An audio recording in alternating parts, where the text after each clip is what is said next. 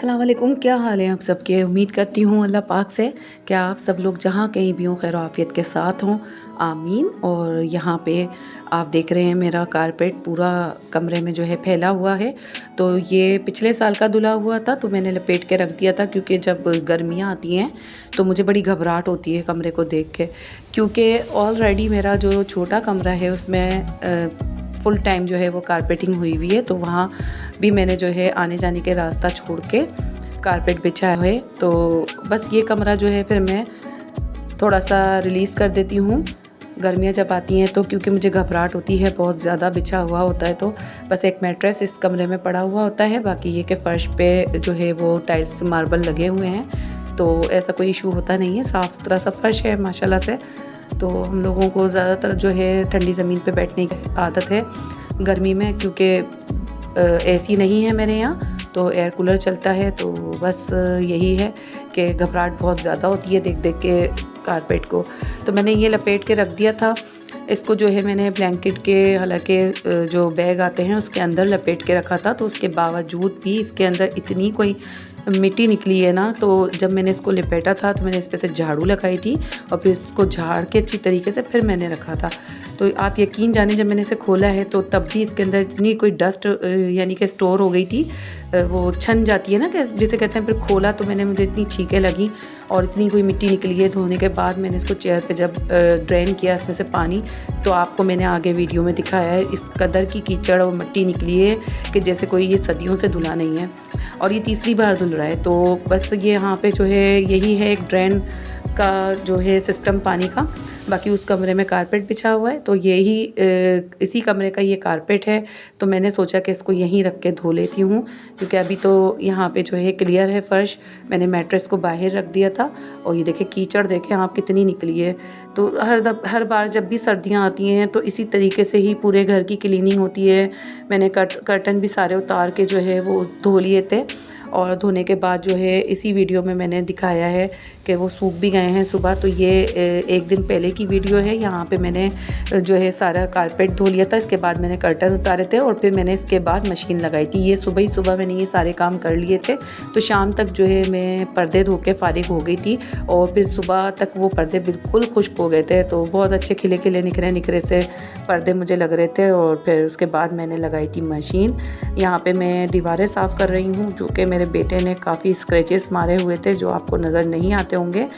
तो बस यहाँ पे पेंसिल के कुछ निशान थे तो जो कि मैंने हटा लिए थे, और इसके अलावा भी जो है टेक लगा के दीवार से उठते बैठते हैं तो उसके निशानात लग जाते हैं, फिर दीवारों पे भी हाथ लग रहे होते हैं तो निशानात लग जाते हैं। तो मैंने पाइप से जो है धो दिया है। यहाँ पे कलर अच्छा होने का ये फ़ायदा हो जाता है कि आप जो है पाइप से भी दीवार को धो सकते हैं, पानी के कपड़े से भी धो सकते हैं।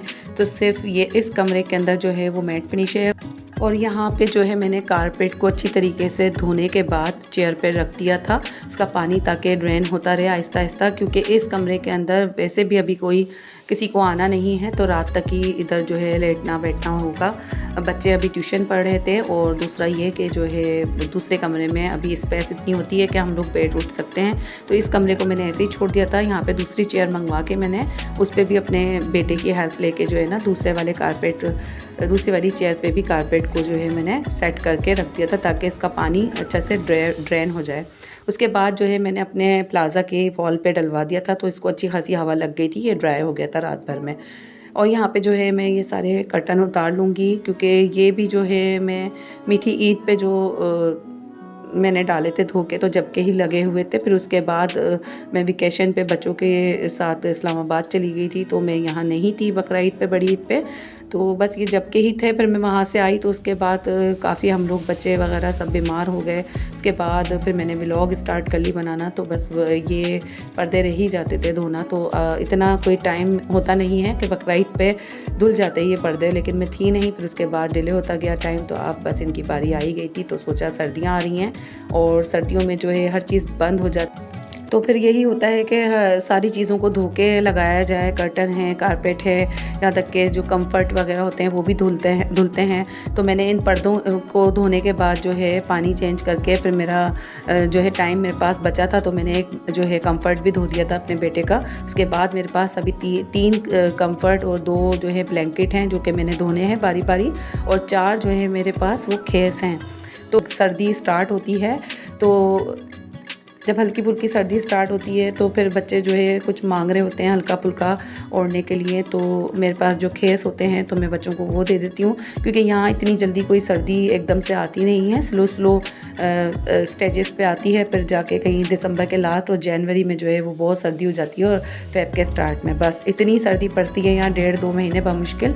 तो फिर जाके कहीं ये वाले कंफर्ट जो है जब काम आते हैं। तो अब फिर जो है अक्टूबर के लास्ट में और नवंबर के स्टार्ट में जो है थोड़ा सा अबर आलूद मौसम हो जाता है और धूप भी थोड़ी सी मंदी मंदी निकलती है। तो मैंने सोचा अभी तो फिर भी वक्त है, अक्टूबर का अभी मिड चल रहा है तो तेज़ धूप निकलती है इस महीने में, और यहाँ ये ड्राई हवा में सूख जाएंगे। तो मैंने धो लिए थे, जो मौका लग रहा है वही सब कुछ धुल रहा है। यहाँ पे बच्चे के मैंने अपने बेटे के कपड़े भी धो लिए थे। उसके बाद मैं इतनी थक गई थी तो जो है मेरे पास चने बॉयल हुए रखे थे, तो मैंने सोचा यहाँ पे चने का पुलाव बना लूँ। मैंने यहाँ पे जो है जूसर में अदरक, लहसुन और हरी मिर्च जो है वो ग्राइंड कर ली थी। उसके बाद जो है आलू वगैरह मैंने कट कर लिए थे। यहाँ चने बॉयल हुए रखे थे, और बाकी ये कि बच्चों ने खा लिए थे। यहाँ पे एक पूरा बाउल भरा रखा था मेरे पास। जब हमारे यहाँ भी बचपन में अम्मी चने बॉयल करती थी तो हम लोगों को जो है पहले एक कटोरी दे दिया करती थी, तो बच्चों का यही है। यहाँ पे जो है बादियान के फूल और जायफल जवतरी जो है मैं इसको कूट लूँगी बिल्कुल बारीक सा, और बाकी सारे सामान मैंने जो है वो रेडी करके रख लिया था ताकि आपको जो है जल्दी से रेडी वाली बिरयानी जो है चना पुलाव की मैं आपको रेसिपी दे दूँ। यहाँ पे जो है ऑयल के अंदर चली जाएंगी प्याज, और इनको मैं निकालूंगी नहीं, इसी के अंदर रहने दूँगी क्योंकि ग्रेवी सी बनानी है, क्योंकि कुछ और तो होता नहीं है, सिर्फ चने ही होते हैं। तो मैंने सोचा इसके अंदर से प्याज मैं रिमूव नहीं करूँगी, बस इसी के अंदर ही रहने दूँगी। इसी के अंदर मैं डालूँगी अब लहसुन, अदरक और हरी मिर्च का पेस्ट जो मैंने बनाया था। उसके बाद जो है मैं तमाम ड्राई इंग्रेडिएंट्स डाल दूँगी जो कि आपको नज़र आ जाएंगे। तो मैं यहाँ पे एक बात करना चाहूँगी फ़लस्तीन के हवाले से, क्योंकि आजकल जो है बहुत ज़्यादा देख देख के दिमाग जो है भी जो है सही हुआ है, मुरझाया ऐसा कोई काम करने का दिल भी नहीं करता, और एक अजीब सी फीलिंग सी आ रही होती है। लाजमी बात है हमारे मुसलमान कंट्री के अंदर इतना जुल्म हो रहा है, तो बस अल्लाह ताला ज़ालिमों के शर से बचाए और हमारे मुसलमान लोगों की हिफाजत करे, और जो उनका नुकसान हो चुका है अल्लाह ताला उनको सब्र अता फ़रमाए, जो कि बहुत बड़ा नुकसान है। हर फैमिली का कोई ना कोई जो है वो लॉस हुआ है, और वो लॉस जो है कभी भी पूरा नहीं हो सकता। तो अल्लाह पाक अपनी हमारे तमाम मुसलमानों की जहाँ कहीं भी उन पे मज़ालिम हो रहे हैं अपना जो है ख़ास रहम व करम करे, हमसे दुआ ही कर सकते हैं। और आप सब लोग जितने भी जहाँ कहीं पर भी हैं फ़लस्तीन के लिए ख़ास तौर से जो है दुआ करें कि बस वहाँ अमन हो जाए और बहुत जल्द वहाँ के हालात सही हो जाएं। तो कुछ भी नहीं अच्छा लग रहा है एज़ अ मुसलमान। हम हैं तो एक ही सब मुसलमान, ना तो मैं तो बल्कि ऑलमोस्ट हम लोग सभी जो है एज़ अ मुसलमान हम फ़लस्तीन के साथ हैं। और जो वीडियोज़ आ रही हैं वो बिल्कुल भी नाकाबिले बर्दाश्त हैं, जो हम देख भी नहीं सकते। छोटे छोटे से बच्चे जिस तरीके से शहीद हो रहे हैं वहाँ, तो बहुत ही अजीब लगता है कि देख लेते हैं वीडियो तो काफ़ी टाइम तक जो है वो दिमाग पे जो है असरअंदाज हो जाती हैं, और फिर बहुत मुश्किल से जो है वो मंज़र दिमाग से हटता है। तो फेसबुक पे, सोशल मीडिया पे, टिकटॉक पे और हर जगह जो है यही चीज़ आ रही है फ़िलहाल। तो ये भी एक हमारे लिए खैर अच्छा साइन है कि सभी ने ही हर जो सोशल मीडिया वाले हैं हर तकरीबन बाइकआउट किया हुआ है, और इसी तरीके की वीडियोज़ आ रही हैं सारी फ़लस्तीन के हवाले से दिखाया जा रहा है। तो अल्लाह पाक जल्द से जल्द वहाँ पे जो है अपना अमन व अमान करे, और सब मिलके एक बार दुआ कर लिएगा कि फ़लस्तीन के लिए अल्लाह पाक जल्द से जल्द वहाँ के हालात बेहतर कर दे। आमीन, अल्लाहुम्मा आमीन। अल्लाह पाक अपना मुसलमानों पे ख़ास अपना करम और रहम और फ़ज़ल फ़रमाए। तो यहाँ जो है छोलों का पुलाव रेडी हो जाएगा, बस पानी डाल दूँगी मैं। रेसिपी आपने देख ली थी, तमाम जो मसाले हैं वो आपने देख ही लिए हैं और सबको ही पता है क्या क्या चीज़ें डलती हैं। तो यहाँ फ़लस्तीन के हवाले से बोलना बहुत ज़रूरी था। काफ़ी टाइम से मैं सोच रही थी, लेकिन और पिछले व्लॉग में भी मुझे जो है वो टाइम नहीं मिल सका, तो बस मैंने सोचा कि अभी जो है मुझे ज़रूर आपसे शेयर करनी है अपनी फीलिंग्स। तो यहाँ पे जो है पानी इतना ही डाल दूँगी मैं, और मेरे पास है सेला चावल, तो बस उसी हिसाब से पानी डाल दूँगी कि आलू भी गल जाएं और ना उसके अंदर चावल भी यानी कि दम पे आ जाएं। तो यहाँ सारे सामान की जो है मैंने आपको प्रिपरेशन दिखा दी थी, किस तरीके से मैंने ये चना पुलाव रेडी किया है। आपको मसाले वगैरह सब दिखा दिए थे। यहाँ मैं बात कर रही थी इंग्रेडिएंट्स, मैंने आपको सारे नोटिस एक एक चीज़ दिखा के डाली है। तो यहाँ जो है चिकन क्यूब्स का एक वो चला जाएगा पुलाव का क्यूब, तो मैं ये डाल देती हूँ क्योंकि इसके अंदर जो है जायका इसी से ही आता है। बहुत से लोग जो है चिकन की यखनी या फिर बीफ की यखनी वगैरह भी संभाल के रख लेते हैं चना पुलाव बनाने के लिए, तो वो भी अच्छी लगती है और आप डाल सकते हैं। तो यहाँ पे अगर ना हो तो आप ये चिकन पुलाव के क्यूब डाल दिया करें। और मैंने सुबह से जो है वो कपड़े धोए थे, तो कल भी मैंने पर्दे और कारपेट धोए, तो मैं थकी हुई बहुत ज़्यादा थी। और यहाँ जो है शाम में मैंने कुछ नहीं बनाया था, तो मैं ब्रेड पे जो है बस चॉकलेट स्प्रेड करके खा रही थी, मुझे बहुत शदीद भूख लगी थी।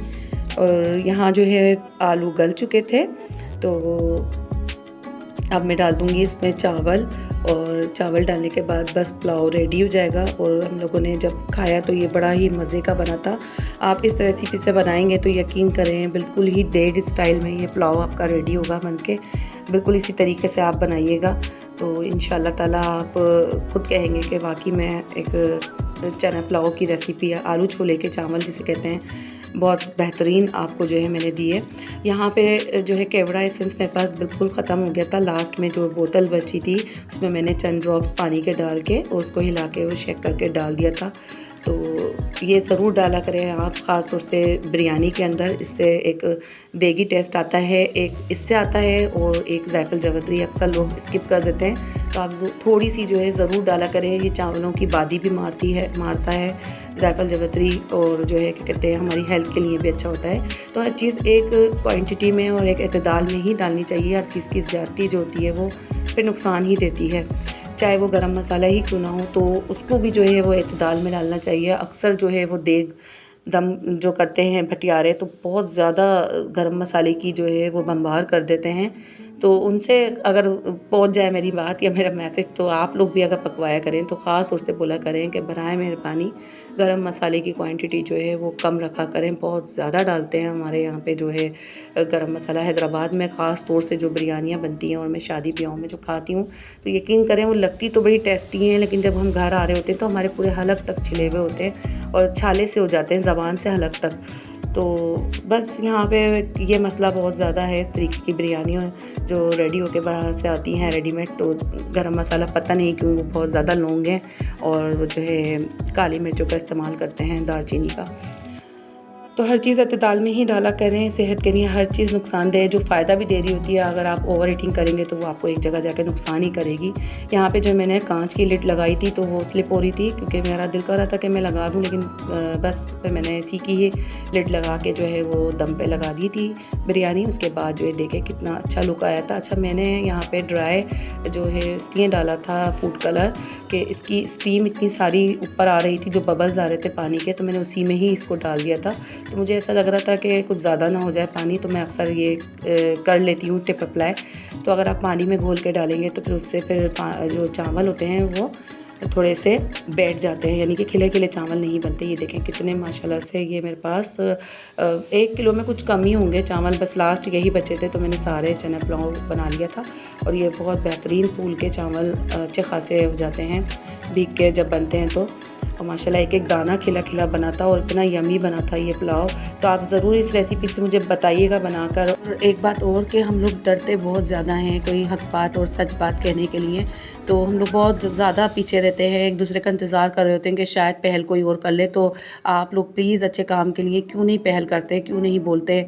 हमारे पास प्लेटफॉर्म है, सोशल मीडिया है, हम उसके ज़रिए अपनी आवाज़ तो उठा सकते हैं कम से कम जुल्म के ख़िलाफ़। तो प्लीज़ आप लोग जो है अपने अपने प्लेटफॉर्म पे ज़रूर आवाज़ उठाइए फ़लस्तीन के लिए, और हम लोग सब साथ हैं फ़लस्तीन के। और यहाँ पे जो है बस अल्लाह पाक अपना रहम करे। हमारे पाकिस्तान पे भी अल्लाह ताला महंगाई का बहुत बहरान आया हुआ है जिस तरीके से, तो हमारा भी जो है अल्लाह पाक जो है आपका करम करे, फ़ज़ल करे हमारे मुल्क पे। यहाँ जो है देखें चना पुलाव मेरा रेडी हो गया था बन के, और इसको जो है फ़ाइनल लुक मैं आपको दिखा रही हूँ। यहाँ पे मैंने तली हुई प्याज और पुदीना डाल के जो है इसको गार्निश कर दिया था। और यकीन जाने ये इतने मज़े का कोई बनता है ना, मेरी बिरयानी से ज़्यादा मेरा टेस्ट जो है इसके अंदर आता है आलू छोले की बिरयानी में। और जब भी मैं ये बना के बांटती हूँ ना अपने नेबर्स में, तो वो लोग अक्सर यही समझते हैं कि मेरे यहाँ देग आई हुई है। तो मैं जब उन्हें बताती हूँ कि मैंने ही ये बनाया है तो उन्हें वाकई में यकीन नहीं आता। आज की व्लॉग यहीं ख़त्म होती है। अपना ख़ास ख्याल रखिएगा, दुआ में याद रखिएगा। अल्लाह हाफ़िज़।